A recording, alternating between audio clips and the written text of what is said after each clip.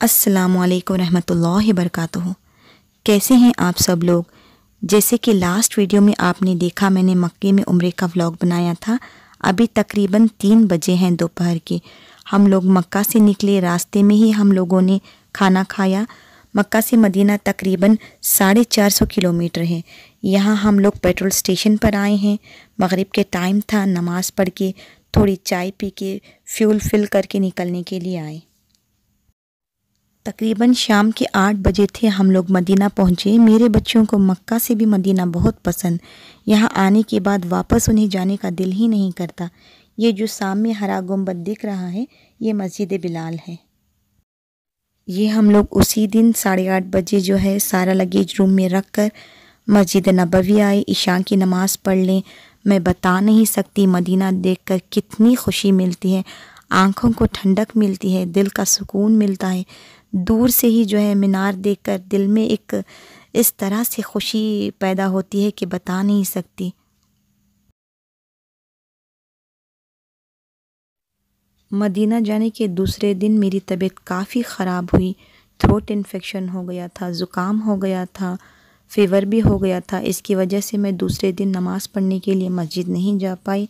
Room में ही मैंने जो है नमाज़ पढ़ ली, दवाई खा के तबीयत सुधार के जो है ये 3rd डे हम लोग जो है जिन्नात वादी जिन्नात को जा रहे हैं। बच्चे बोर हो जाएंगे, तबीयत फिर भी ठीक नहीं लग रही थी। अब चलो आए हैं तो जो है बच्चे भी बोर हो जाएंगे। अब रूम में ही कितनी देर तक बैठे रहूं बोलकर हम लोग सभी निकले वादी जिन्नात के पास में। ये जो है वहाँ पर एक बहुत बड़ा तालाब जैसा है। जब भी यहाँ हैवी रेनफॉल होता है तो ये बहुत ज़्यादा फुल हो जाता है और पानी भी रास्ते पर आ जाता है।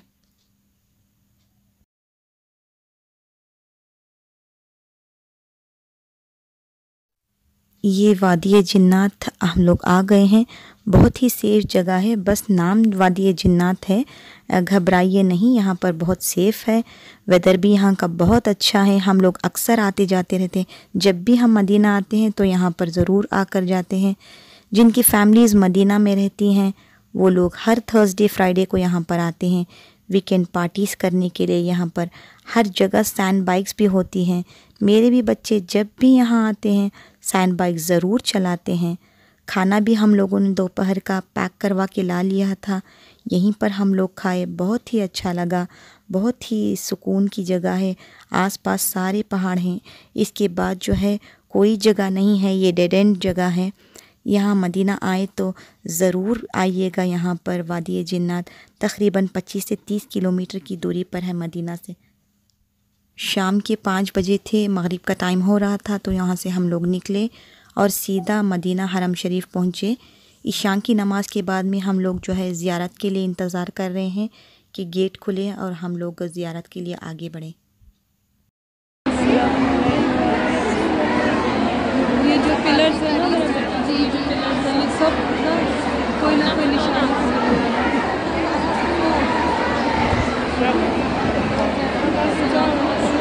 हम लोग आए हैं रोज़े मुबारक के पास। ये लेडीज़ सेक्शन एरिया है। यहाँ पर शूट करना अलाउ नहीं है, लेकिन मैंने उन लोगों के लिए शूट किया जो यहाँ आने की चाहत रखते हैं लेकिन हालात के चलते आ नहीं पाते। मेरी भी यही दुआ है एक दिन हरम शरीफ आखा की चौखट पर आऊँ, सजदे में मेरा सर हो और मेरी रूह कब्ज़ हो जाए। इससे प्यारी जगह की मौत शायद ही किसी खुश नसीब को नसीब हो। ये हम लोग तकरीबन 4th डे असर के टाइम पर मस्जिदों की ज़ियारत के लिए निकले। ये शुहदा ओहद बुल की मस्जिद है, 5 किलोमीटर है मदीना हरम शरीफ से। यहाँ पर हुजूर के चचा की रोज़े मुबारक है, जहाँ काफ़ी दूरी से उनकी कब्र के पास से इतनी प्यारी खुशबू आती है, बता नहीं सकती मैं। और यहाँ पर ये ओहद पहाड़ बोलकर हैं। यहाँ पर बाहर अरबिक हर्बल चीज़ें और ज़रूरियात की कुछ चीज़ें, खजूर वग़ैरह ऐसे कुछ मिलते हैं। हम लोगों ने यहीं पर अजवा खजूर लिया था जो बहुत ही रीज़नेबल रेट से मिला, बड़ा साइज़ वाला। यही खजूर अगर शॉप्स में लो तो पैकिंग वग़ैरह करके जो है थोड़ा ज़्यादा रेट से मिलता है। असर की नमाज़ पढ़ के हम लोग निकले। बच्चों के स्नैक्स वगैरह और ज़रूरियात की थोड़ी सी चीज़ें चाहिए थी, वो सब ख़त्म हो गई थी तो हम लोग यहाँ पर आए। ये मदीने में एक बहुत बड़ा मॉल है, अल नूर मॉल बोलकर, बहुत ही खूबसूरत, बहुत ही अच्छा है ये मॉल। तो मैंने यहाँ पर एक छोटी सी शॉर्ट क्लिप शूट कर ली। यहाँ पर clothings, footwears, artificial jewellery, grocery जैसे Hyper Panda, coffee shops, ice cream parlours, baby shops, furniture की शॉप्स वगैरह सारी बहुत अच्छी अच्छी चीज़ें हैं। मुझे ये मॉल बहुत ही पसंद आया। उम्रे पर आने के बहुत सारे फ़ायदे हो जाते हैं। सबसे पहली और ज़रूरी बात, इबादतें भी हो जाती हैं, गुनाह धुल जाते हैं, घूमना फिरना भी हो जाता है, फैमिली के साथ टाइम भी स्पेंड करने के लिए मिल जाता है, दिल का सुकून भी मिल जाता है।